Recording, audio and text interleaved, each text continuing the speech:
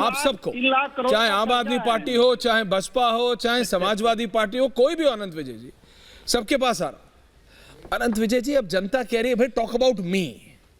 आप लोग आपस में छींटाकशी, अभी मैं संजीव झा जी के पास जाऊंगा, उनको मोदी के ऊपर विरोध करना है करिए, उनको बीजेपी से करना है करिए, लेकिन अब अपने वादों की बात करनी पड़ेगी ना। आपने क्या वादा करके आए थे, चाहे वो चाहे वो शहजाद हो या फिर संजीव झा हो, चाहे वो मलूक नागर हो या फिर भाटी जी हो, कोई भी पार्टी हो, ये ऐसे कब तक चलेगा कि तू मेरे पे उंगली उठा मैं तेरे पे उंगली उठाऊं? चलने दे गाड़ी, गाड़ी चल रही है, जनता कह रही है, जनता ताली बजा, तमाशा थोड़ी हो रहा है। ऐश्वर्य जी, जनता समझ रही है और जनता अपने जनादेश के माध्यम से अपने निर्णय को सार्वजनिक भी कर देती है।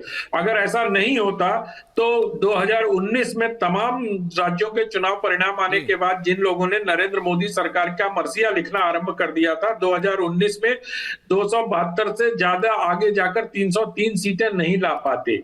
इसी प्रकार से उत्तर प्रदेश में जनता दोबारा उनको मतदान नहीं देती। इसी प्रकार से कर्नाटक में भारतीय जनता पार्टी की हार नहीं होती। तो जैसे अमित शाह जी ने कल अपना जो इंटरव्यू दैनिक जागरण में प्रकाशित था, उसमें उन्होंने स्पष्ट रूप से स्वीकार किया कि कर्नाटक की जनता को हम अपनी बात समझा नहीं पाए या उन तक अपनी बातों को ले जाकर बता नहीं पाए या उनको एग्री नहीं करवा पाए।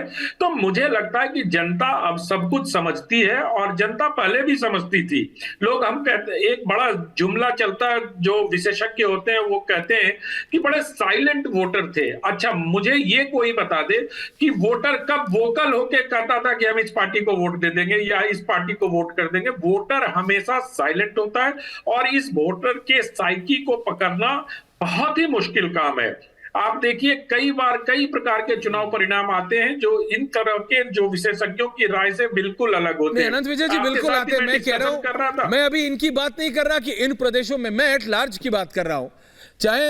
चाहे बात यूपी की हो, चाहे दिल्ली की, चाहे पंजाब की, चाहे महाराष्ट्र की, चाहे बिहार की, वादा करते हैं नौकरी देंगे और ये बात लाठीचार्ज हमने हर जगह देखा। पंजाब में भी देखा, किसान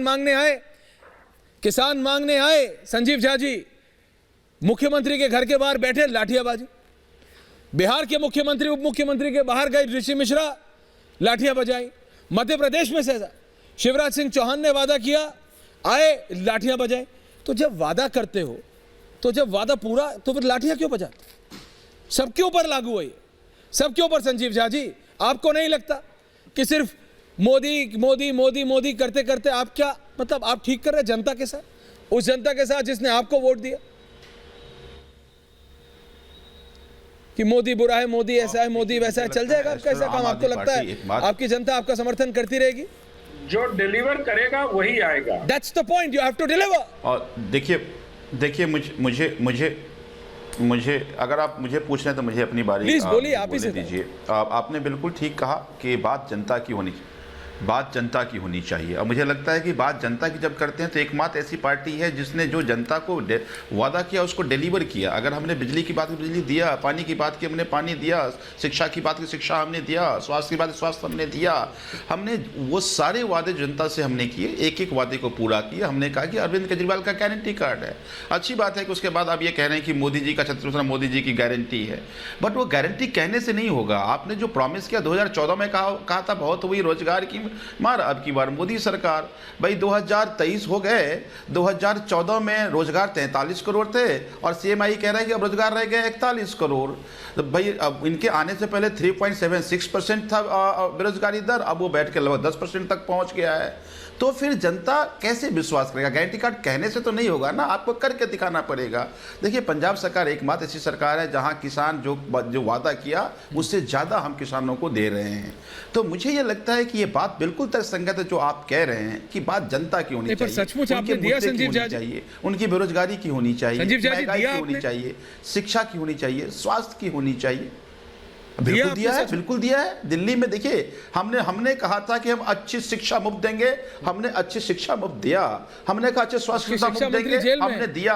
पंजाब में हमने कहा कर्मचारी पक्के करेंगे, 38,000 हाँ, तो इसीलिए तो जेल में डाल रहे हैं ना। देखिए होता क्या है कि आज तक ये लोग ये धर्मों की राजनीति, जाति की राजनीति, तमाम राजनीति, लोगों को नहीं, वो गुमराह शराब करने की घोटाले में राजनीति, गए हैं, काम की किसी राजनीति कभी धर्म नहीं हुई। जाति आम की आदमी राजनीति पार्टी में जब नहीं। काम की राजनीति कर रही है तो ये तो नहीं, ये तो कुछ भी। देखिए हमने आपको उस दिन भी कहा था कि इस देश में डेमोक्रेसी का एक नया शेप आया जिसको हम मैनेज डेमोक्रेसी कहते हैं, जिसमें कि सारे तंत्र को मैनेज कर लो। फिर कोई जनतंत्र है जी, ये सीबीआई इंडिपेंडेंट है, ये ईडी, कौन मानेगा आपकी ईडी इंडिपेंडेंट है? कौन मानेगा आपकी सीबीआई इंडिपेंडेंट है? आप चुनावी हथकंडे की तरह उपयोग करते हो। आप कहते हैं ना मोदी वर्सेस ऑल, फिर वही हो गया। नहीं, मोदी के सारे इंस्टीट्यूशन वर्सेस ऑल की बात कीजिए। सबसे स्टार प्रचार इनका ईडी है, सीबीआई है, आईडी है, आईटी है।